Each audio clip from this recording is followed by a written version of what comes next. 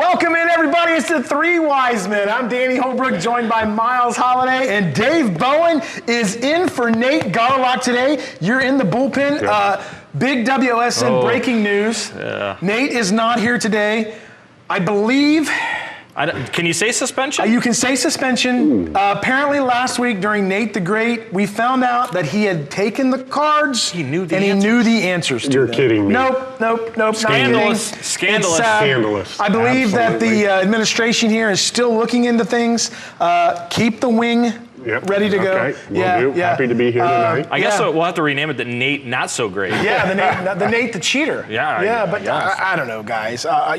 Dave, welcome. Thanks for coming in. Great I to be really here. appreciate it. Yeah, happy Yeah. to sub We in. got a lot to talk about tonight. Let's do it. Yeah, we're gonna talk football. We're gonna talk volleyball. We're gonna talk wiffle ball, which we've never talked about. Can't wait for that, Miles. I know you're a big wiffle ball guy. I like that old big old bomb bat. Remember the big bomb bat, the big red one? That's what I wanted. Are we going holes in the ball or no holes in the ball? Holes in the ball. Holes in the All ball. the way around. All the way. Oh, not the ones you can make to do everything. All the way around. Okay. Okay.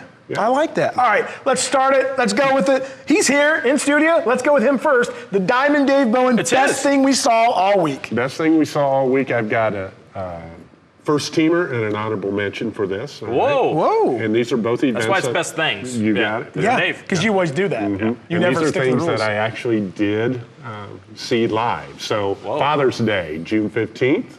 And at Comerica Park, the Reds come away with a big victory over the Detroit Tigers. Way back to June 15th. June 15th, yes, exactly. But they came from behind, not once, Miles, but twice. I know you're a closet Reds when fan.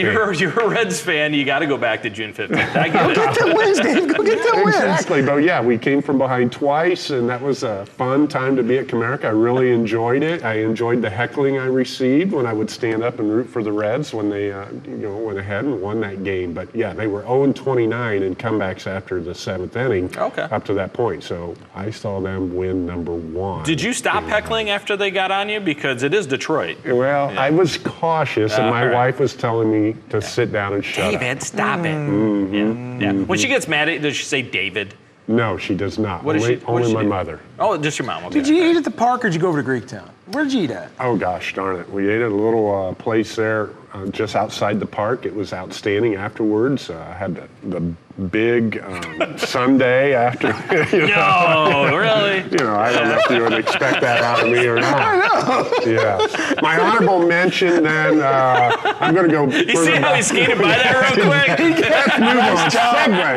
Segue. Married man right there. We're going back to May 14th, Pete Rose Day. 1945. Pete Rose Day at Cincinnati. That was a great night. They did a real nice job of recognizing Pete at the ballpark that night. Tastefully done. That's awesome stuff.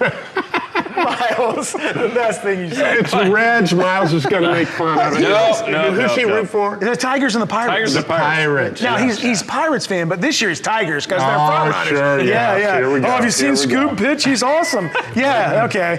It's my fault because I didn't change it to things this week, right? I tried this summer. I picked it up. And what do we do in summer? We play baseball. Yeah, I picked it up. All right, I'll fix that next week. I saw a couple things this week that I really liked. All right, I went to the Wayne Trace versus Liberty Benton scrimmage.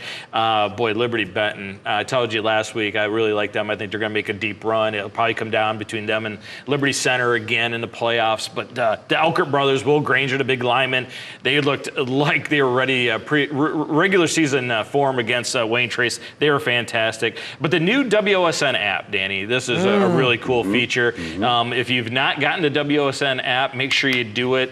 You can get it on your phone. Just go to your Play Store, download it. It's fantastic. And the thing that we really like about it, you ready for this?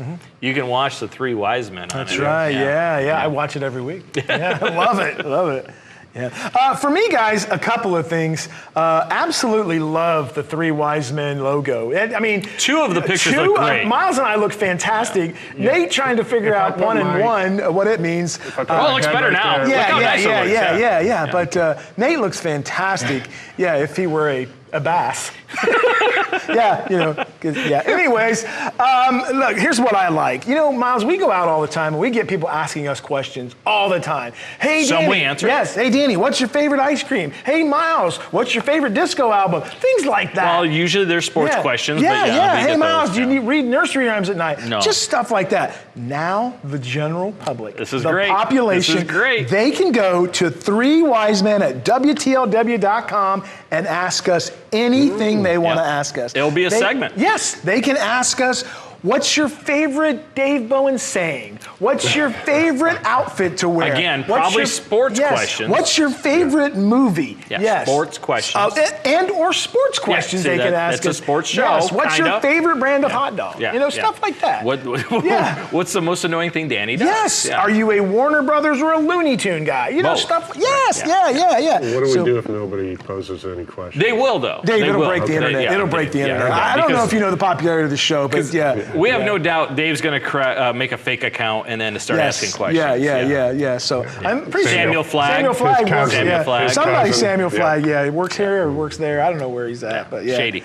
Yeah. So those are great things, guys. Yeah. I'm excited about answering some questions, so make sure you guys hit it up. What's it again, Danny? It is 3wisemen at WTLW.com. Easy. Absolutely. It's interview time here on the Three Wise Men, and we got a couple of great area coaches, Chris Sommers from Waynesville Goshen, Seth Evans from Perry High School. Gentlemen, thank you so much for coming on the show. Thanks for having us. Thanks for having us. Yeah. Absolutely. Guys, let's get into it. The NWCC. I love the conference because of the size of the schools are all pretty much the same. You have one school that's bigger than others in most conferences. Most of these schools are the same size. Yeah, absolutely. All the roster sizes are about the same, and the kids quickly get to know each other, and you get to quickly know the kids too. So you identify really some of the key players through the league. And I think the other neat thing is too, it's maybe a little bit different. Some of your bigger conferences is these guys play on both sides of the ball. Right. It's really Iron Man football, and you get to see everything they get to do. So I know last year being my first year, I really enjoyed it, and great coaches in that conference too, with this guy too. So And Seth, great. We talked to you before the interview. 34 kids on the roster.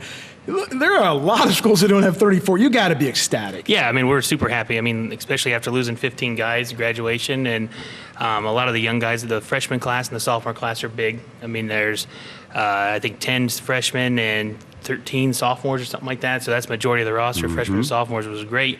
But I was super ecstatic to have 34 guys out after losing half your team to graduation. Right. So it's nice to have that. Being a small school, having numbers huge, right? How do you get kids to come out? How do you get them to stay? good question. Well, I mean, I have a benefit of being in the building, and I think Right. that's a big Recruit deal your too. hallways, Yeah, right? recruit Yeah. your hallways, and kids. I also teach gym, so I can see the There kids you who have go. a little bit of athleticism. You to probably them, not and- play.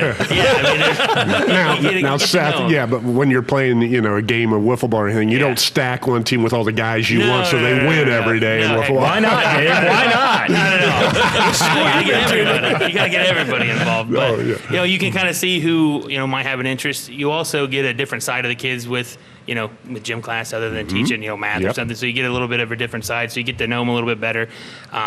And that helps. That helps, especially the young guys, because I do have 8th graders too. So I get them to recruit them early. And I know for me that has been beneficial, just being in the building itself. Chris, let's go back to Waynesville Goshen Yeah. here. Before you got there, they reeled off 3 conference championships in a Yeah. row. I had you guys quite a few times last year. You lost 2 games in the last minute of the Yeah. season, and I know you weren't happy about that. But overall, a good season, and you've got a great crop of freshmen coming in. Yeah, it was a really successful season. And like you said, our 3 losses were a combined 9 points. We lost 2 in overtime. We lost 1 in the final minute. We gave up a big run. I was there, yes. Yeah, so, I think the thing I was most proud of with our guys is, a lot of that happened early. That happened after, I believe, week 4, we were 2-2. And our guys stuck together, which you knew they would. You know the type of kids that Sure are there. did. And we had a great year. And, 7-3 is a good season. And it's just, I think it taught our guys coming back some good lessons. And we just continue to work to get better. Yeah, and you've got a freshman class that I know a lot of people are excited about. You're going to start a freshman quarterback. What do Yeah. you like about the young man under center? Well, right from the get-go, he's a very intelligent player. And he's just kind of one of those guys. He feels like he's been around the game for a long time. In probably just about any sport he's been in, he's probably been one of the top guys in it. So I loved his character, and hey, nothing was given to him. He came in and worked for everything. He's great with his teammates. He's one of the hardest workers on the team. And what I've liked early on, just watching him in the scrimmages, in that we've had one scrimmage, but the practice, he makes good decisions, and it doesn't seem too big for him, and that's been good. I want to know, because I was a small school coach also, how much do you guys go off of, well, this is what we do, that's our identity, compared to, well, this is what we have and we need to change things. How do you adjust to that?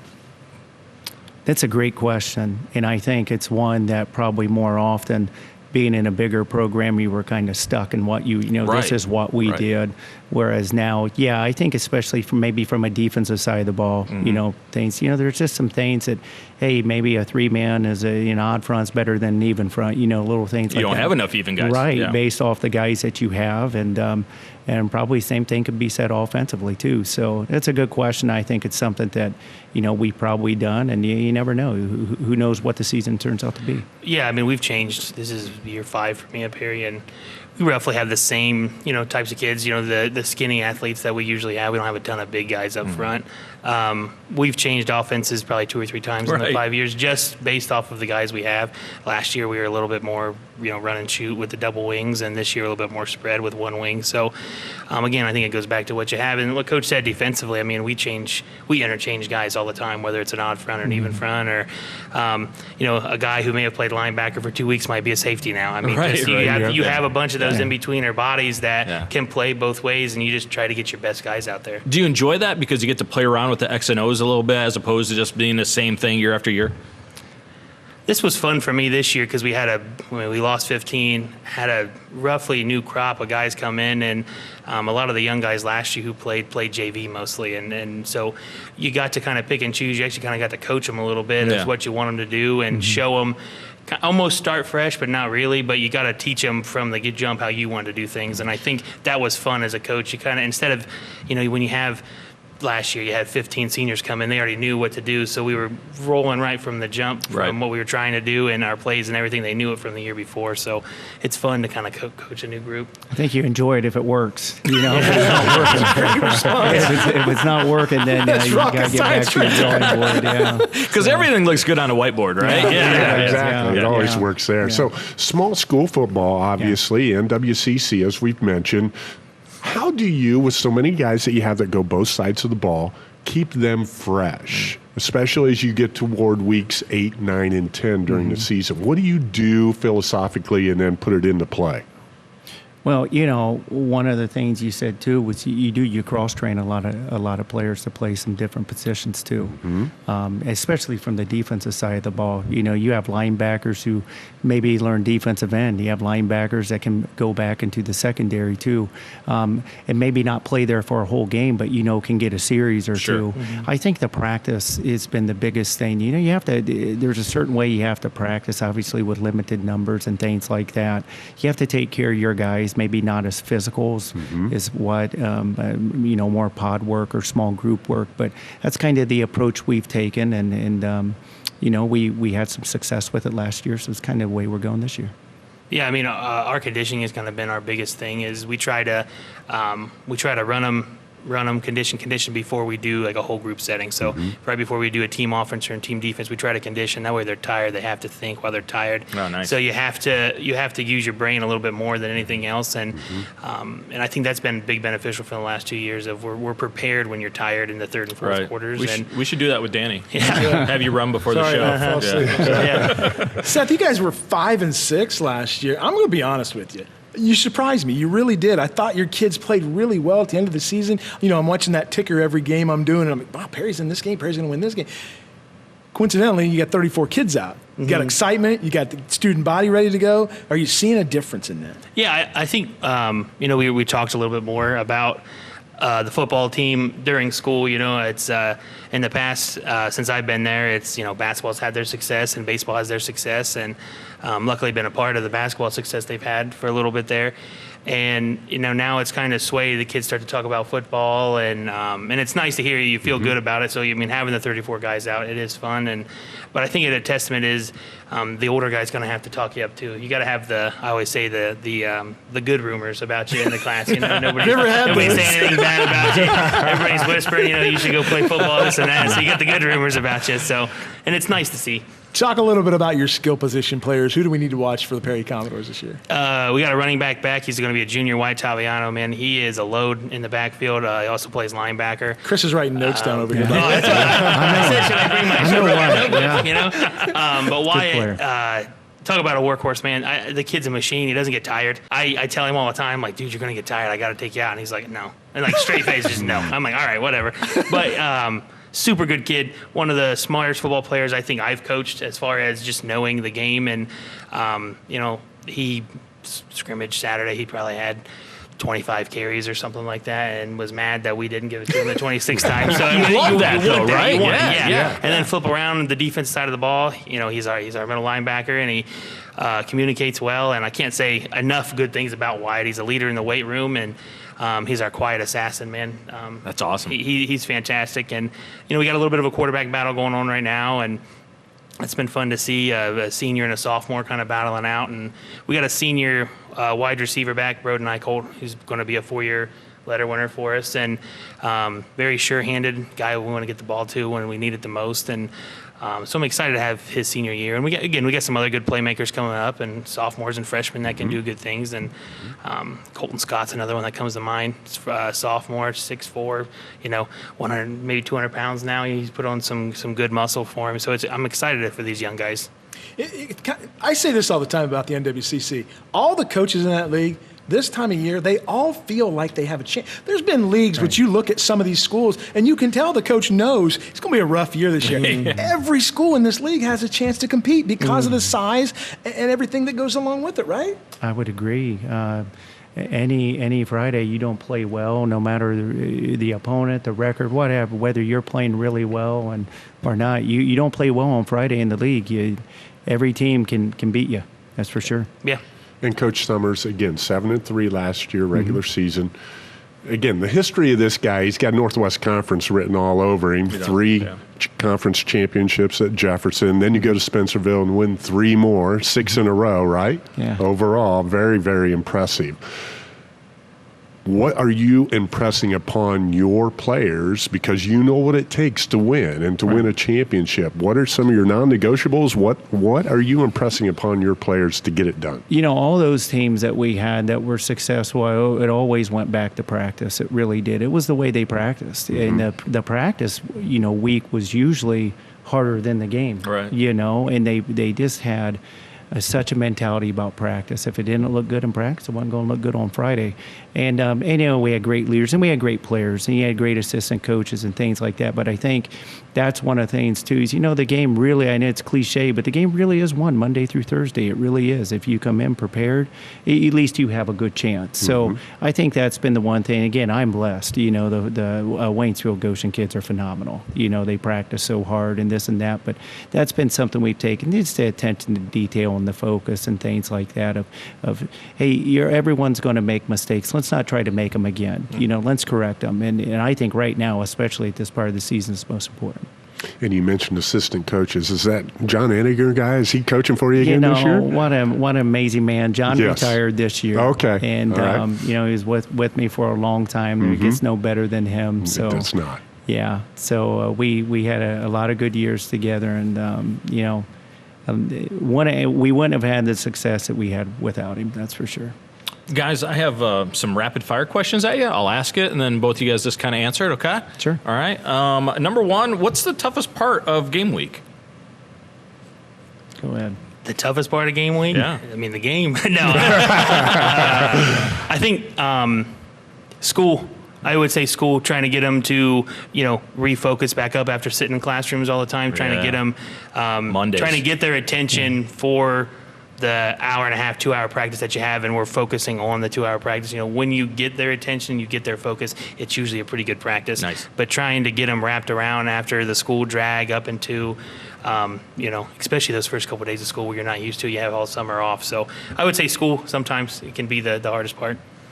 I agree with Seth too, and I think it's just getting your points across. We all have a limited amount of time, so you try to practice as as little as you can. You don't want it to be too much, so just trying to get your points across. All right, number 2, how do you guys celebrate a win? I know there's times you get a win, 5 minutes after the game, you're already dealing with problems, right? Sometimes you don't get a whole lot of time to celebrate. How do you celebrate a big win? With the players, just. You just like being around them. They work so hard through the week, so credit goes to them, and of course the assistant coaches, and then it's kind of on to the next one real quick. Right, so, it changes real quick. How about you? Yeah, I mean, we like to celebrate with the players. They like to blast music in the locker room and have a good time. And again, you thank the assistant coaches. You do some dancing, don't you? Oh, yeah. You as a dancer, yeah. Oh, for sure, for sure. But the assistant coaches, I mean, none of my assistant coaches work in the building, so they have other jobs. So, give them their time, and then, you kind of see the success on Friday. So it's nice to share with them too. You always hear kids have changed a great deal, right? All the old heads always say kids aren't the same. What amazes you about kids today? Kids do so much. They have jobs. They work full time. There's so many kids that work full time, especially during the summer, and they're there every day. It's amazing to me. So. At least with our guys, they all farm or they all take care of animals. Obviously the fair is huge in that. Right. So just the work ethic, I think, is just, really top notch. I wouldn't say kids have changed. It's, they just need taught or they need showed how to do it. Expectations. So, expectations and goals every day of what you expect of them. And our kids like that. As much as you see, discipline, our kids like discipline as much as they don't like it. They like it at the same time. They like to reach a goal. They like to have that. So, they like to reach the goals and they like to be rewarded for it too. So. All right, practical jokes, always part of football, right? Yeah. I used to have a freshman. Every year I'd pick him out, go up to see my AD, ask him for the left-handed footballs, right?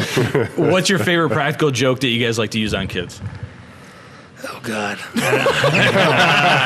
know what? I don't really have. I can't think of a practical joke that I can down on somebody, but no, I don't. Use that one. Yeah, send a freshman. Yeah, go get the left-handed footballs. Yeah. All right, last one. Favorite player growing up when you were a kid? Oh boy, for me, I was a linebacker. So Junior Seau was my guy. Good call. And nice. Loved the way he played, the passion, that man. 94 AFC title game was terrible. Yeah, it's my guy. It's my guy. Oh, Steelers, yeah. I wasn't born yet. You weren't, were you? No. Man. AJ Hawk was probably mine. Okay. Nice. Yeah, that's a good one. Seth just turned 20. Yeah. AJ Hawk, a big AJ Hawk fan. Did your mom drop you off? Yeah, still got my permit. AJ Hawk's a great one. Yeah. Well, guys, thank you so much for coming in. Best of luck this season. And Yeah. what week does this happen? 8. Week Believe 8? so, yeah. Who's winning? Who's winning this one? Yeah, can we make a prediction? We'll find out. It's hard to beat this guy, man. When I first got to Perry, he was still at Spencerville, and he brought over some good teams when we played him. So it's he's a good one. Same. He does such a good job, so it'll be a great game. Yeah. You don't have to deal with Maddox Underwood this year, right? Either one of you, yes. No Okay, if he wasn't here, what do you say? No, he does a great job. Chris Sommers, Seth Evans. Guys, thank you so much. Best of luck this Thank you. year. Excellent job. Good luck, guys. Thank you. Appreciate it. Thanks. We're back here at the interview table on the Three Wise Men. Danny Holbrook, Miles Holliday, Dave Bowen, Mark Shine. Gentlemen, thanks for coming in today. Looking forward to it. It's always a pleasure. Yeah, we talked a lot of football last week on the broadcast. Today we're going to switch sports and go to volleyball, Mark. I know that's near and dear to your heart. It is. And you cover it like nobody else. Oh, thank you. That's kind of you to say. We start out with a big tournament this weekend.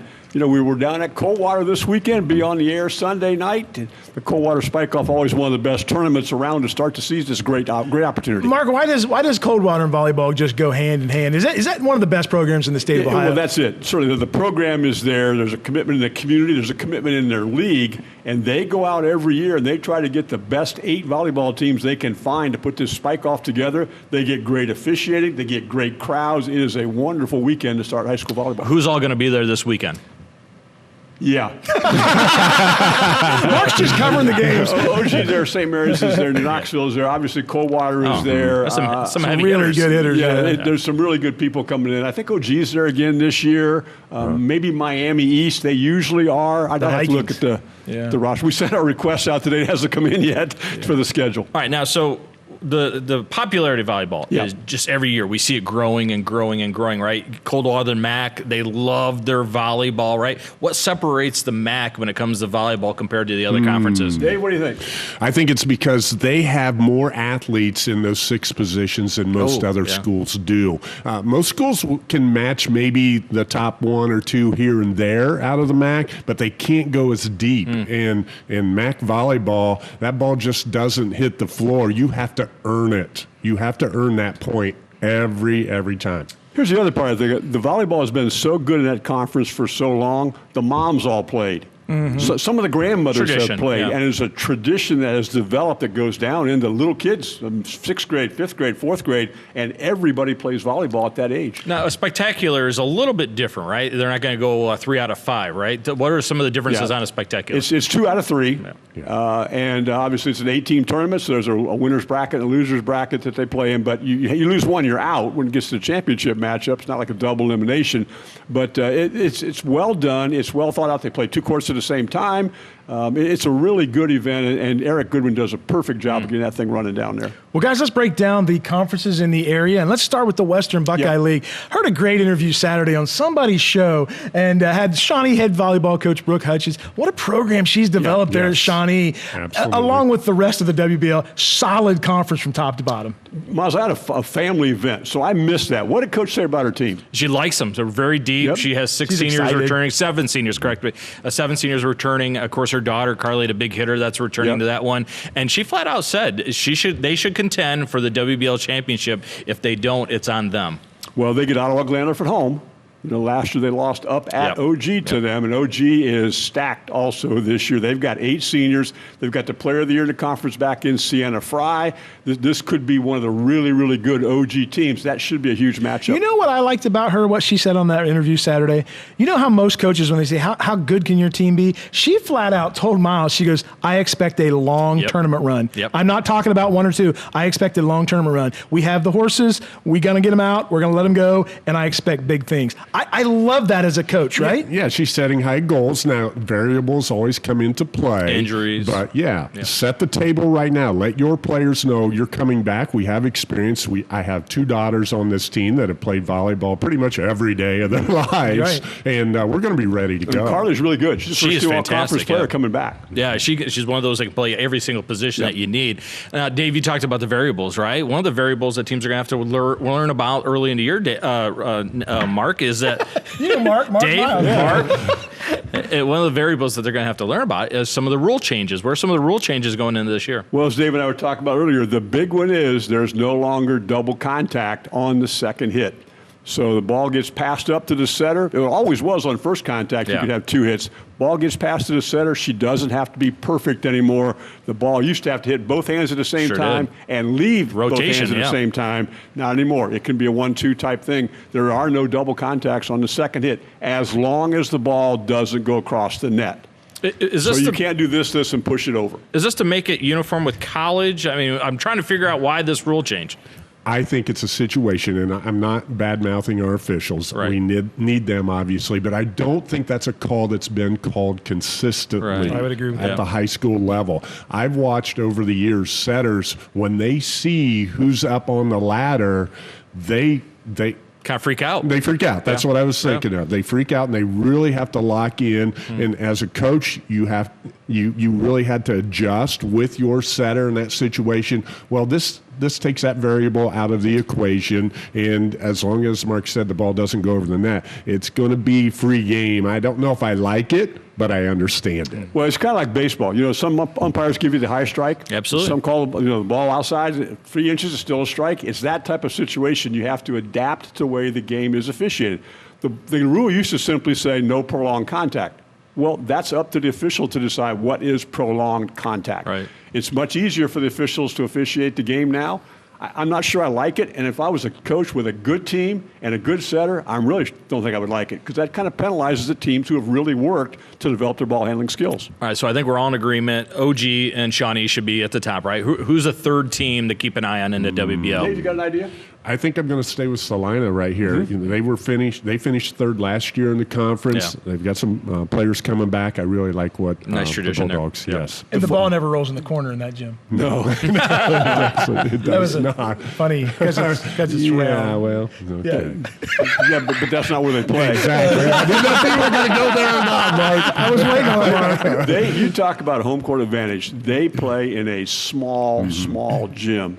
That on a warm August or September night, you might think it's going to rain in there. The humidity is so bad. Now, I think they're trying to put together a new facility with their new school. I don't know where they stand with all that right now, but they had a real home court advantage in their last facility. And I think with OG, I know they're the front runner, but one of the pieces that Coach Howenstein is really going to impress upon her girls is last year they started like 2-7. I remember that, yeah. on WSN on a Saturday down at Marion Local, and that's the win that they got that propelled them moving forward. They were, like I said, 2-7, but they really hadn't started much in league play yet.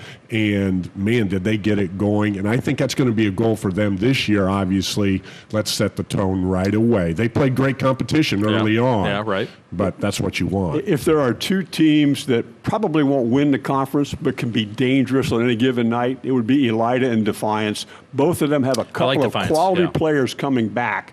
Probably don't have enough to go with them to compete, but on any given night could give you problems. Yeah, this is a Defiance program that 2-3 years ago you held in a different regard compared to now, right? They had a fantastic season a year ago. Yeah.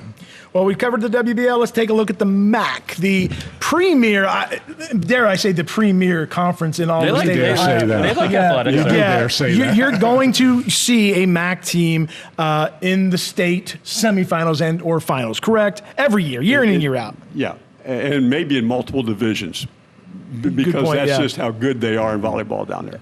Who's the front runners in the MAC this year? Dave, what do you got? Well, that's interesting. I think St. Henry is the team this year that really has Really? the opportunity to take that step. Now, they lost one of the best players in the MAC last year in Mariah Busher.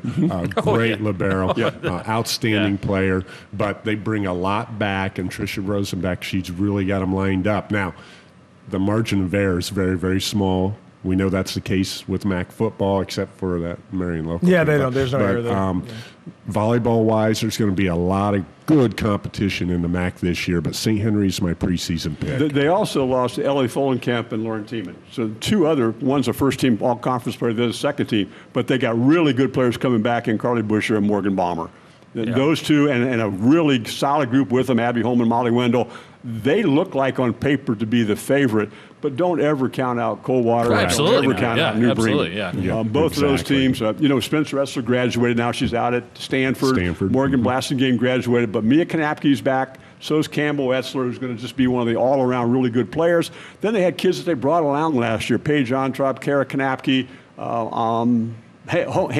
Harlow Hain came back. So they've got a lot of, and of course, tradition is there. And New Bremen and Diana Kramer, she's got people back too. Melina Schrader's at Dayton now. She lost one of the best four-year players that they had down there. And Kira Steininger graduated as well. But they've got other people back, including Molly Rinder, and just a tremendous program that just every year they're really, really good. So those are probably the top three teams in the conference. You brought up New Bremen and the double hit contact. Yeah. That was a factor when they played Tenora in the tournament. So that's maybe one of those rules that is trying to eliminate one of those problems. You brought up Busher from St. Henry. Yeah. You and I called that a couple years ago at Coldwater. Have you ever seen a better libero than her? No, not recently. She was just dynamic and outstanding the way that she played the game. Encouraged, right? Oh, absolutely. Yeah. The bleachers are over there. It didn't matter. I'm going after it, and that's kind of what that league is all about. We talk about, if you fill your gym with a third of the crowd on Thursday night in a league game, that's pretty good. In MAC volleyball, the gym is full on Thursday night. Yeah. And guys, we talk about the size of the athletes in the MAC. The girls are 6-foot girls littered on every roster. You still got to coach them up, and you still got to have that passion in the program, right? You do. And speaking of which, I think New Bremen, I think there were some matches last year that Coach Kramer felt like they let slip away a little bit, and maybe some fundamentals that they weren't as clean on as a New Bremen volleyball team usually is. And I'm sure that's been addressed over They the were summer. 7-2 in the conference and going, yeah, we never very good year. Exactly, And, exactly. Mary Local graduated people, but they do have Grace Moeller back. That's good for them. And if we kind of talked a moment ago about teams that maybe won't win but can be dangerous. Parkway is that type of team. Okay. Parkway's got people back, well coached, and a good solid program you don't hear a lot about because you hear the people above them. Right, But on any right. given night, Parkway could give you some problems too. We all love to go watch practices and see how Yeah. coaches are working and how teams prepared, right? I love going to volleyball and watching pregame because there's howitzers outside, right? Which two teams, if you're going to pick two teams to tell people, get there early to go watch just to warm up because it's an amazing sight. Which two teams are you picking? Well, two teams. I'm going to go with one, and you can go with one. All right, How's that go. sound? I'm going back to New Bremen, not only because of how they Oh, it's warm loud. up, Yeah. but they also have like 25 elementary girls around the court. Yeah. And that's not just at home. They travel as They do, well. yeah. And I watched that, and I watched that as an administrator at Crestview, and I'm like, man, talk about rolling your program over Right. and having the young ones want to be a part of it. They're right there on the sidelines during warm-ups, sometimes playing dodgeball, but for the most part, they're trying to stop that ball when it's being Well, hit. Two years ago now, I go down there to do the game, and Coach Kramer's setting those girls, and she invited me into the spike line. Coach Kramer set me twice. I was 1 for 2. I got a kill. Nice. So I would go watch just in case I may appear on the court again at There some you go. point in time. Fantastic. Is that when Yeah. you broke the hip? Hey, to answer your question, I'm going to go with Versailles. Kylie May, 6 foot, first team all conference player a year ago. When she hits the ball, you better get out of the way. It's coming. Mark Shine left the building. Mark Spike is sitting there. Spike. Guys, we talk about the WBL, we talk about the MAC. The Northwest Conference, they want their love, Dave. Let's start right there in your hometown of Crestview, the Knights. Well, the Knights have a lot coming back, but they lost a lot. But you're going to look at same roles, different personnel, but you still have a McCoy. Emily Lickley will be setting. You still have a Gregory, the youngest one in Casey. Lily Best, Coach Jeremy Best's daughter, will be asked to take on a role this year. So I think it's going to be exciting. There's some change there, but it's going to be an exciting season for the Knights. They're looking for conference championship number 24. Wow. That's why we started with it. Yeah, she's a Emily setter. Lickley, yes. She was second team all conference setter last year. It's like having your quarterback back. That's really key to them, too. It is. Dave, what do they do there that's different than other programs? You just said 24 Northwest Conference titles. They're doing something that's working, and they're doing it over and over and over. Well, Coach Gregory impresses upon her players and the program as a whole the importance of being consistent every night out. And the expectations for that program are very, very high. And you've got to come in having done your work.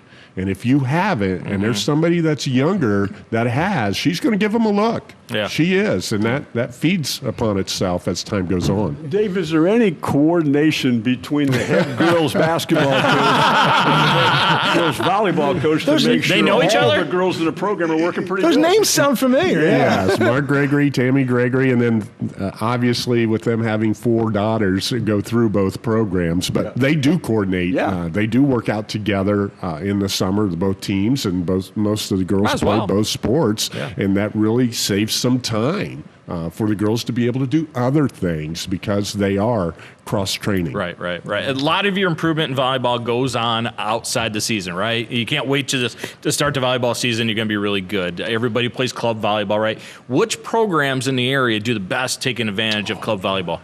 Oh, boy. Mac and Fort Yes. Laramie, Yeah. Jackson Center, the Shelby County Athletic League. Volleyball is huge. It's a 12-month thing down is, in yeah. that southern part of our viewing area. To the point where I've had an athletic director from a MAC school say, it chokes our other sports. Oh, wow. Okay. This was several years ago, but yeah, and he meant it respectfully all the way around, but club volleyball is a big thing, especially in the spring, and it does seem to affect softball. Did you see that? Dave gave us the rock eyebrow. Did you see yeah. that?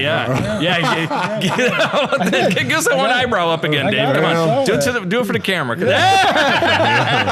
It's pretty If you impressive. smell. I worked on that in middle bone is school. cooking? Middle school, I perfected that. Mark and Dave, let's just say I'm new to the area. I want to watch the best players in the area play. Give me 2 names that you got to go see. Oh, boy. Sienna Fry from OG. Yeah. Big time And- recruit. Although she's young, just a sophomore yet, Campbell Etzler. down at Coldwater. And I'm interested to see what Coach Nikki Etzler does with her. She was a libero last year as a freshman. Now, where's she going to move her? I don't see her staying with that different colored shirt this year. That Coldwater team, we're going to look back at it when they won the state title last year. We're going to look back at it in 10 years and still marvel at what they accomplished, right? Lost, 4 sets all year long? Correct, Yeah, I mean, just absolutely insane stuff. I've never seen a high school volleyball team not let the ball hit the floor like they executed defensively and switched that into offense better than anybody I've ever seen. Was it true they scrimmaged the Chinese national team?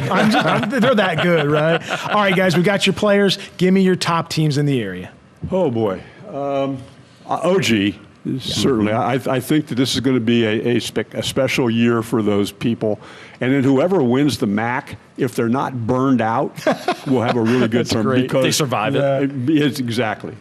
Survival. Fort Laramie won a state championship last year, and Coach Rogers retired. Yes. And he had a program is in outstanding shape. There'll be a lot of good girls back, but they graduated so much. I would look for Jackson Center and Rushi to push them this year in the SCAL.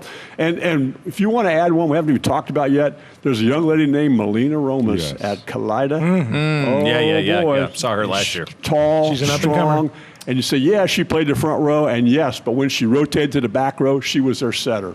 At 6'3", what is she, Miles? 6'3" at least. Something, A Rutgers commit, if I remember correctly.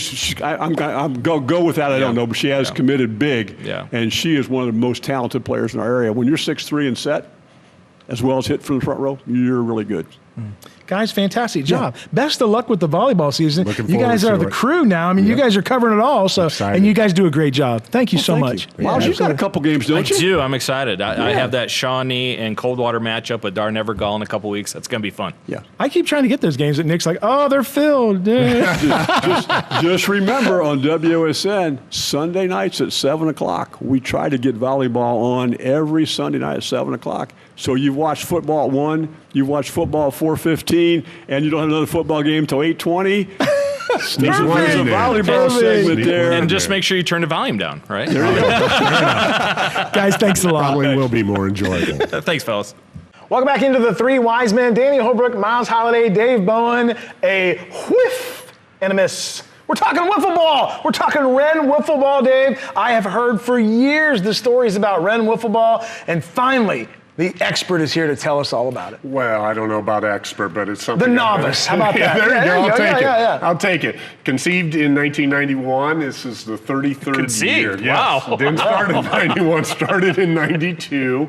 Took 1 year off for COVID. But yeah, this is year 33, and it was something associated with the Wren homecoming. It's something that was directed towards the guys who had graduated from high school, and what do they do at small town festivals, especially back then in the 90s? There wasn't a whole lot. They're not going to be in Aunt Susie's pie eating contest or anything like that. No. So Jamie Davis, the first commissioner, came up with the wiffle ball tournament, and then Jody McClure followed him as commissioner, and then we have Jack Davis now, and it has just exploded over time. WSN has broadcast the championship game in the past. We've been very, very fortunate to have them there, and that has been part of the wiffle ball lore and the explosion of this tournament and what it is to win it and be a part of it. All right, so there's several adaptations of wiffle ball, right? Some of us grew up and you had the lawn chair. If it hit that, it was a strike. Others had the different wiffle balls that you could do all kinds of different things.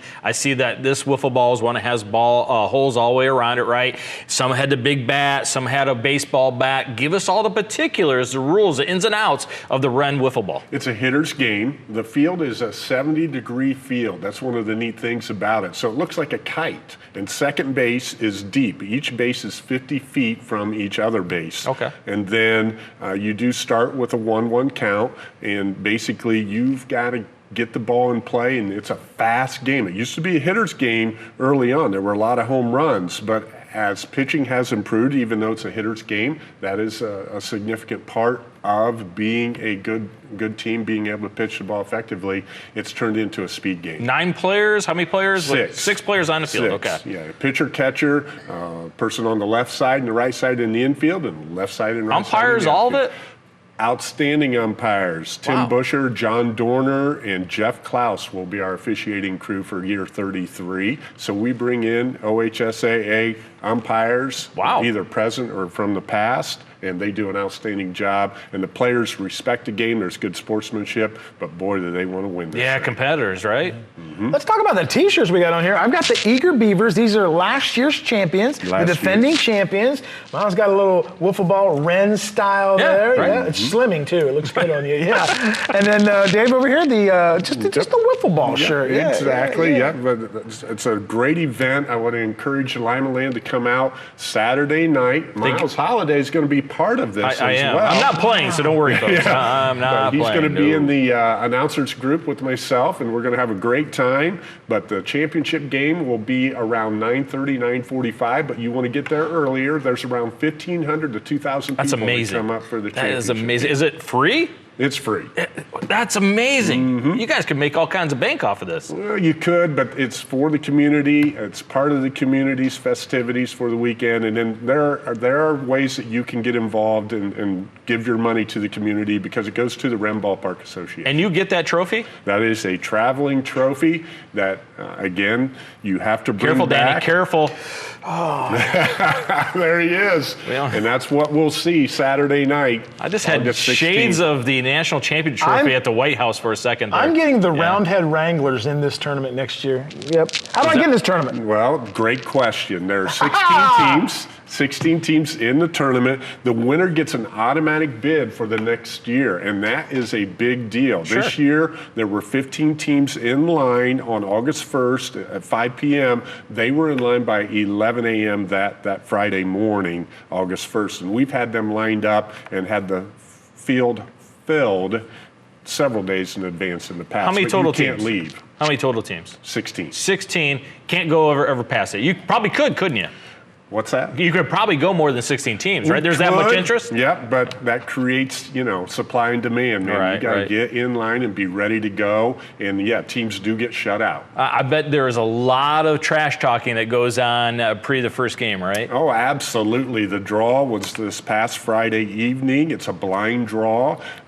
Again, the Eager Beavers, back-to-back champions. Their bracket is stacked. There are a lot of experienced teams in the bottom 8. The top 8, the runner-up from last year, Roo Crew, they seem to be the favorite. A lot of younger teams are in the top bracket. You see some wiffle ball leagues where they don't wear gloves, some where they wear gloves. What do you guys do there? Great question, Miles. Early on in the years of the tournament, teams did use gloves. Players used gloves, especially first basemen. But the game is just so fast now that the glove is a hindrance more so than a help. Wow. You talked about teams get sold and bought and sold. Is there an auction of some type? There is an auction, and again, 15% of the proceeds of that auction go to the tournament. But teams are purchased, and as they win, as the tournament goes on, you win money back.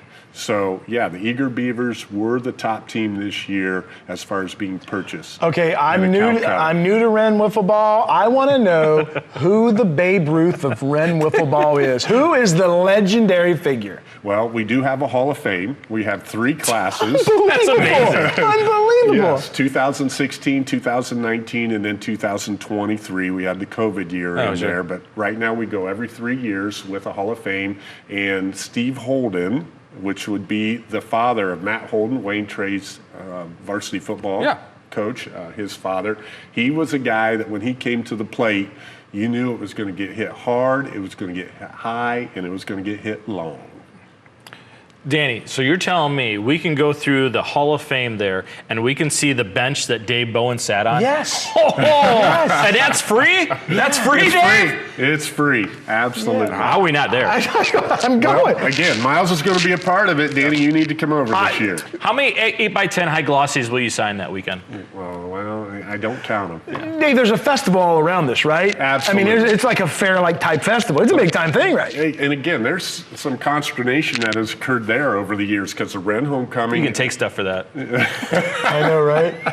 Like if I'm in an Eager Beaver t-shirt and I'm walking down the midway to get my corn dog, if I come up on an opponent, is it like the Sharks and the Jets? I mean, There are issues. Great There are reference. issues, but again, it's small town festival, and again, because Jamie Davis had the vision to create something for guys who are out of high school to be involved That's with great. and come Yeah, back to fantastic. Wren. It's awesome. That is the base, the foundation, and that's how it's grown. All right. It's become the namesake or the biggest part of the What, tournament. what do you got there? Okay, so we have the traveling trophy. yeah. This year, a new tradition is starting, and this is inspired by the one and only Miles Holiday. Oh, my. You know, how he gives out belts. You'd be amazed at how many things I've started. So, yes, and not finished. so this year, for the first time, we are going to have an MVP. The champ is here. Belt, okay. Wow, that's All cool. right, and we'll do this every year, and Miles is going to interview the MVP on the field. Hold it back up. I want to see what's on it again. Tell us what's on it, Dave. Oh boy, let's see. Is that a chicken hawk? Well, it's a Birdville Bandit. Okay, all right. Oh, it's a yeah. Birdville Bandit. Okay. Wren is a bird, All right. you know. and Okay. Birdville Bandit, Renway Park Wiffle Ball Warehouse. Very nice. 33rd year. And again, MVP of the tournament and specifically the championship game. Now, who will vote on the MVP? It'll be the people in the press box. Ooh, you're going to get a say in this, Miles. I can be bought. Wow. I want you to know that I can be bought. Dave, that looks like a size 32. Do you want to model that for us? Can you- No, I don't think that's going to At least put it over your shoulder, look like The Rock for a See if second. it'll go around your thigh, Miles. Not a chance. That's really cool. Someone's going to get that, and then it's going to be hanging in their house forever. It is. Yeah. It is. And the guys do. At least until they get married, then their wife's going to be like, put that in the garage. And they're scrimmaging right now. Teams are scrimmaging to prepare because it's one and done. And again, One loss and you're done. Yep. Give me some matchups in the early part of this. Do you have a bracket already set? Yes, we do. Yeah. So again, Where's my Whippers- Eager Beavers at? I want to know who we're taking on. Okay, you are going to play 8:30 on Saturday morning, Oh. and Eager Beavers are going to play MKS Sighting. The Beavers have 5 championships. MKS Sighting has 4. They is are like- both tradition. This is a first-round It's a matchup. first round matchup. Blind draw. 9 championships amongst them. Blind draw. So, yep. Wow. Dave, I'm going to be talking to you on Out of Bounds on Saturday morning. Will we have already some results when I talk to you? We will. Oh, that's fantastic. We will be halfway through the first round, and yes, we'll have some teams that we can talk about that are moving All on. right, so turn the cameras off here. A little FanDuel action on this. Can you help us out? Well, that Calcutta, what we talked about with teams being purchased, and then again, as those teams win, you continue to win money back, and then you can make a nice profit if you get the winner. It's all about how much you put in and how they perform. And if it's like Danny and I, we just give it back, right? Wouldn't we, Danny? Oh, yeah. NKS sighting. Those guys are sighting into second. It's going to be great. Yeah, Nice, nice nice. reference. Yeah. Dave, that's awesome stuff, man. I had no idea I knew it was a big thing, but good grief, this is something We else. have a green monster. The field is painted every year. I think we have some pictures that have been put up here while we've had this discussion. And there's a lot of people who take a lot of pride in putting on a Heck top yeah, They quality. should. This is a yeah. fantastic thing. Led by Jack Davis again. These are all flat bellies, right? These are all young guys, right? Danny and I, we're not putting together a team and having a chance. We'd be in the Legends game. Yes, and there has been a Legends game, and yours truly was in it. So How'd that go? That's when you went to the hospital, right? Yeah, that's the Well, Achilles no, I tear. was playing it back in the day, and that was when there were teams, as you said, maybe not so flat in the belly. But yeah. Dave wasn't good. No. I've been put on a flat board and put in the I remember, ambulance, I and remember I when have gone Dave, to the hospital. Yeah, I remember Dave played with. Had the Johnny Damon hair. Oh yeah, I remember back Played in the in day. jeans, yes, right? he did. No shirt and jeans. and a Van Halen '85 World Tour shirt. I remember Dave. I Bandana remember. around the head. I got nothing for you guys. I'm starting to feel like Nate feels every week. Dave Nate, Bowie. I feel your pain. Wren Wiffle Ball Dave, give me the dates again when they can come out and watch and play. This Friday, August 15th, starting at 6 p.m., and then all day Saturday, the Final Four Saturday evening will start around 6:30, and the championship game around 9:30 under the lights. Nice. Yeah, let's get out and support that Lima Land. Thanks a lot, Dave. Appreciate Thank that. you. 2, 1. Welcome back to the Three Wise Men, where it's time for a new segment, a house call, if you will. We're going to find some corrections to some ailments with Dr. Danny. Dr. Danny, welcome to the Three Wise Men. Thank you for having me, Miles. We're very excited about this segment. There are a lot of questions, ailments, if you will, here in Northwest Ohio that we hope that you can help out with. I know Dave has a lot of them. We have some that we're going to go back and forth with you. Hopefully you can come up with a cure for some of these. Dave, you want to get us started? Yes. Well, Dave, I do just play a doctor on TV. You understand that? And who was that? I'm playing a doctor. I know on TV. that. Yeah. Noah Drake. We're on TV. Yeah, Noah Drake. Rick Yeah, Springfield. Yes. yes. Yeah, he was a doctor too. Yes, he was a doctor too. All right. First question. Yes. LCC football, Coach Stolle, first game. What medication are you going to give him to settle the nerves for his first time leading the T-Birds? Well, Dave, here's what I'm going to recommend to Coach Stolle. Give your anxiety a name. Name that anxiety Gladys. All right? Gladys And every anxiety. time you have that anxiety, just tell your anxiety, Gladys, get back in the box. Go away. Gladys, go away. Gladys, go to McDonald's. Gladys, go to the mall. Just leave me alone because I'm Coach Stolle, and doggone it, people like me, and I'm good enough. Yeah. Is Gladys going to go visit the Pips at all? Yes, Gladys, yeah, absolutely. You just got to tell Gladys who's in charge. Ooh, I do look like a good doctor. Well, Doctor, that's a great answer. There are several schools that are going to be looking for answers this year. One is Wapakoneta. They've been kind of snake bitten the last couple years with injuries in the playoffs. What does Wapakoneta need to do to get that state title finally this year? This is the easiest one. Being a medical professional, this is an easy diagnosis, all right? Brad Rex needs to just ship out 250 boys, all right? Look, you drop down to Division 6 or Division 7. I know you got to go up against Coldwater and Marion Local, but getting to those teams will be a lot easier, right? Come on, Brad. You just got to ask 250 or 300 boys, hey, do you want to go to Allen East or Kenton or Perry or USV or Kent? It doesn't matter. 250 guys have got to make a sacrifice for Wapakoneta to get there. Will they still get a ring? In all seriousness, this is Wapak's year. I believe in Coach Moyer. Yep, absolutely. And I'm sure the administration will have no problem having those students go elsewhere. Yes. You gotta do it not for the that money betterment. follows them. You or have anything. to do it for the success of the It's team. what the doctor prescribed. Yes. All right. Question number 3. Volleyball continues to grow as a sport. We just had Mark Shine on as well to talk about the upcoming volleyball season. What protocols would you suggest to continue the growth of volleyball? Yeah, I think that most of your short players should get a step ladder. I believe that maybe they could use broom handles with brooms, maybe mops. Something like that. No, guys. In all seriousness, here's what we need to do. A couple of things that schools can do to get volleyball interest up. In all seriousness, I want to see more boys varsity volleyball programs. I think that would get more people excited about the sport. And I'm taking nothing away from the girls because they're Girls are fantastic. fantastic, Look, you need a good fan atmosphere. You need a great student section. When we get a good student section against another good student section, everybody has fun, right? Cheers back and forth. You need social media engagement. You need club teams. You need youth programs. And you need alumni engagement. You do those things, and that's what they're doing at Shawnee. You talked to her last week. That's what successful programs Coach are doing. Hutchins does it right. Yep. Yeah, she doesn't need a prescription from you, does No, she doesn't. But no, the step ladders would help. Miles, did Coach say, is she doing the outside game again?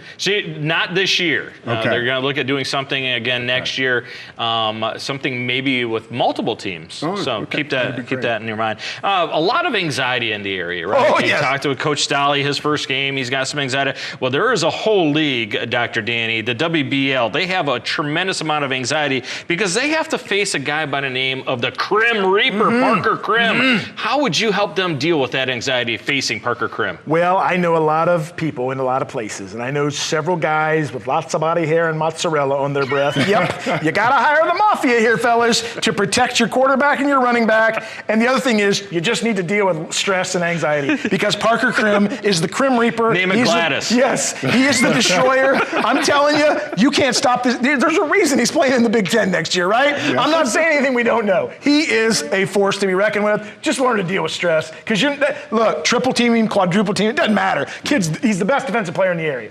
Looking forward to watching him his You write that down. Great before you- answer, yeah, Dr. Thank Danny. you. Thank you. All right. Question number 5. MAC teams, as well as teams from pretty much every other conference in the area, are tired of hearing Coldwater and Marion Local. But the MAC teams, since it's the league, obviously, they are the ones that can do something about it. What should they do? Buy earplugs and earphones. Yeah.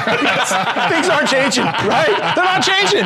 Tell me something's going to change in the MAC. Look, here's the deal. Put on headphones, put on earplugs, up your play, up your standards, and don't accept mediocrity because Coldwater Marion Local doesn't. That's the doctor's prescription. Sometimes easy answers are the best answers, right, Dr. I'm a Danny? doctor. I tell the truth, right? Right. Did you stay at a Holiday Inn last night? I did. You? I did. All right. Last one for you, Dr. Danny. Nate the Great last week was the highest rated segment of all time here on the Three Wise Men. What could you prescribe to make it even better? Okay. Excuse me. Nate needs a cape. Nate needs a cape. Yeah. With the turban. Oh, yeah. Excuse me. Nate needs a cape.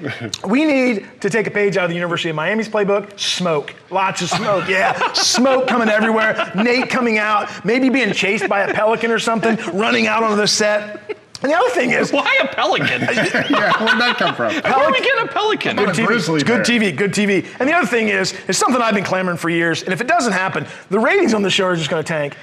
We need Gillington. Gillington needs to make an appearance. And Nate the Great would be. Yeah, That's where I'm going. The ratings needle would just explode. All right, so Dr. Danny, I got to ask. You changed your answer because when I asked you coming into the segment, I said, what would Nate the Great need to be an even better segment? You said, no more Nate. What changed? What changed, Dr. Danny? Well, Nick took care of that. We suspended Nate. Yeah, we don't know if Nate's coming back. We got Wiffle Ball Dave over here, I'm ready. and things are going really good. Ball Right. Dave. Feeling good. I'm coming out of the bullpen. You don't just get a lab coat because you're funny. You know, I can't just get those off of no, Amazon. you can't just order this stuff off Amazon. And I got this from Hee-Haw. Remember that? You don't know Hee-Haw reference. It's, you guys know, right? Yeah. I'm the old guy here. Dr. Danny, I know you have a busy practice. I Thank do. you so much. Can we have you back again sometime? Yes, let's do it again. Oh, thank you, Dr. Danny. Thank you. Welcome back to WOSN, and wow, the Danny the doctor, wow, what Dr. a segment! Danny. What a Dr. segment! Danny. I saw him The walk good out of here, doctor. the good doctor, good guy, smarter than a whip. Yeah, His answers, Oh, his it's prescriptions. fantastic. Yeah. I mean, cures all the ailments. Well, let's get some answers from you guys. Let's talk a little Buckeye football. Things are heating up down in Columbus. Everybody's excited, and the number one topic, the quarterback race. Guys, is Lincoln Keenholz going to be the starter against Texas game one? I don't think so. I think this whole thing has just been one of those keep everybody guessing, especially Texas. If Texas doesn't know who the starter is going to be, it's going to be the advantage. I really think it's going to be Julian Sain. Why? Because Jeremiah Smith, what's he say all the time? I love Julian Sain. It's your best player in America playing offense. Why wouldn't you let him have his quarterback? Dave, what are we doing here? Everybody knows it's Julian Sain, right? Yes and no. Okay, all right. You know, Coach Day, have you ever heard of Matt Cassano? Matt Cassano. Pizza Matt King? Cassano. No. No? Did you say the Pizza King? Yeah. Matt Cassano, New Hampshire University, senior, Ryan Day, sophomore. Oh. Quarterback battle. He's not just a pretty face. Yeah. He knows. Cassano was a projected starter, but Day, as a sophomore, took it and ran with it, and he became a 3-year Okay, starter and broke all so you're time saying the records. upperclassman Keenholz is going to lose to the younger classman in Sain? Maybe. Well, let's. What I am saying is that Ryan Day, you know, Nate the Great, hates that we haven't named a starter. He did. All right, you know what? I can't But- get a straight answer out of him. Ryan Day loves this. He loves the fact that he hasn't declared a starter. A, you've got both guys ready if one gets hurt. But B, he just hasn't sat down with Jeremiah Smith and had the discussion on who Right. Jeremiah Who do you want, wants. Jeremiah? You know what? I appreciate your opinions, but I'm going to go and we're going to get from Mean Megan and see if she thinks Lincoln Keenholz is going to be the starter. Mean Megan, what do you think? Lincoln Keenholz the starter?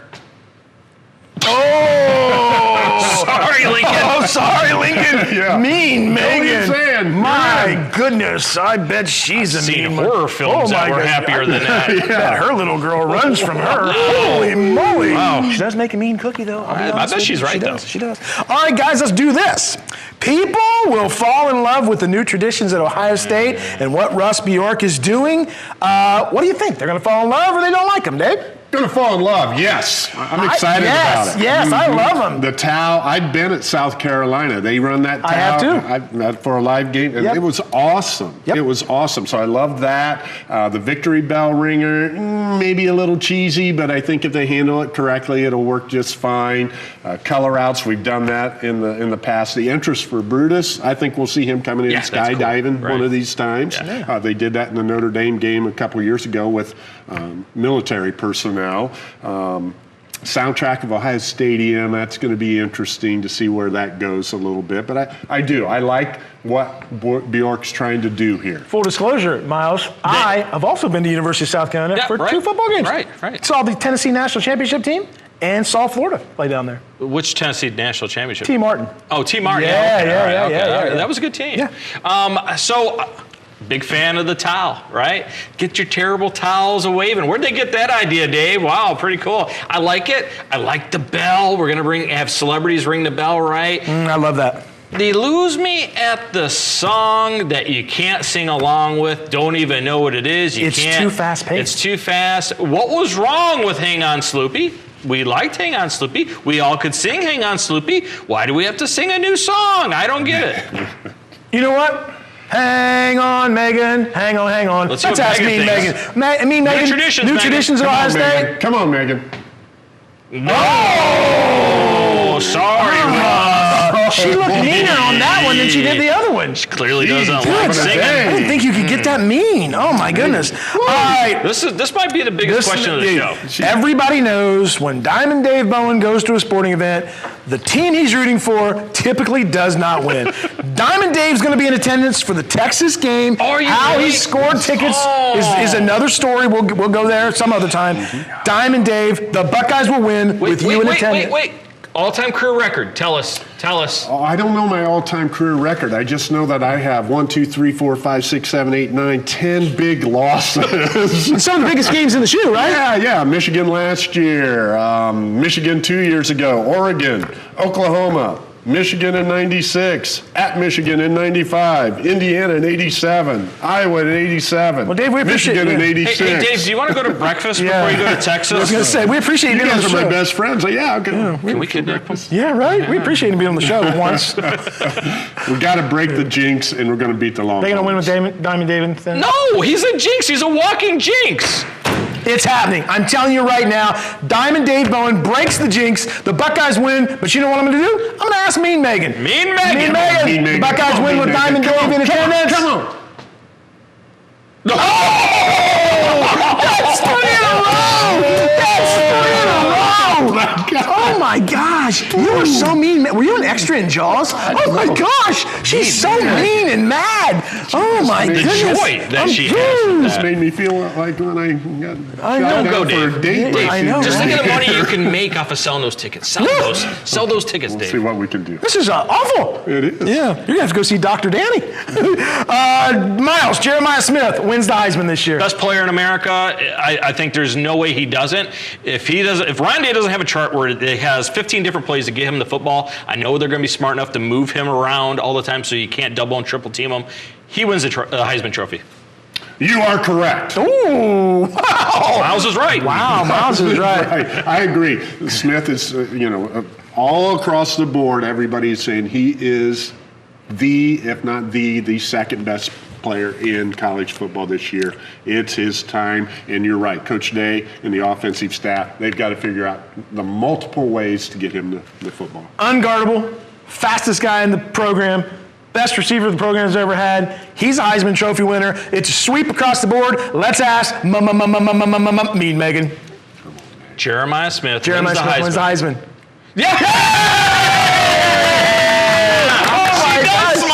Smile. Wow. Those pearly whites were just blinding. Wow. That's awesome.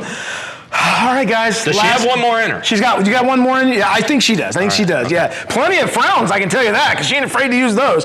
Ohio State beats Texas, week 1, Diamond Dave. Yeah, Arch Manning does not know what he's going to get hit with when he walks into Ohio Stadium on August 30th, big noon game, and the rest of us, we're going to really have to work hard. It's going to be a hot day. Take your water. Well, I'd say this is a lie if it's played at night, but it's not. It's played at noon. But I still think everybody is talking about Texas, and they say they should be the number 1 team in the nation. And the only reason they give you is Arch Manning. That's the only thing they ever say. They fail to mention that that's a brand new offensive line. That is going to be a problem. Arch might win the game. They're down a starter if he offensive line. runs around and has 100 yards rushing. But I think Ohio State wins this game. A lot of guys in the secondary for Texas graduated last year. That is a problem as well. I see Ohio State winning that football game. Yeah. This is is an Ohio State team that is, I like to say, they have jumped the fence, not jumped the shark. The reason I say that is because this is a program under Ryan Day that now you are seeing the 2, 3, and 4 deep. I heard a guy talk 2 weeks ago, and he said next year's offensive line will go 2 deep better than this year's offensive line. Who's this guy? Yeah. Just a guy. Tim Bay. Tim Bay. Our friend Tim Bay. Yeah, okay. You're talking about the best player in college football on the offensive side of the ball, the best player in college football on the defensive side of the ball. Texas is already down an offensive lineman who's out. They're into their 2 deep already. The shoe's going to be rocking. I love the traditions. I know people are going crazy about it. Love the victory bell. I love the terrible towel. Well, they call it the scarlet. Terrible towel. I like it. But you know what? For clarity, let's ask Mean Megan. Mean Megan, is Ohio State going to beat Texas? Yeah! Mean Megan! Oh my goodness! Just for clarity, Mean Megan is not a betting consultant. Please do not take those. She's just a friend of the show, so we would not encourage you. Guys, what a great show! It went so fast. This was a lot of fun. Absolutely, Dave. Yeah, Nate, thanks, great job. We'd love to have you back, Nate. Yeah, thanks for pitching, wear the man. turban today. That's okay. You're still our number one guy to call if Nate's suspended. Yeah. Hey, we'll be back next week. Nate will be here, of course. Miles Holiday, Danny Horvath, Dave Bowen. Thanks a lot, Lima Land.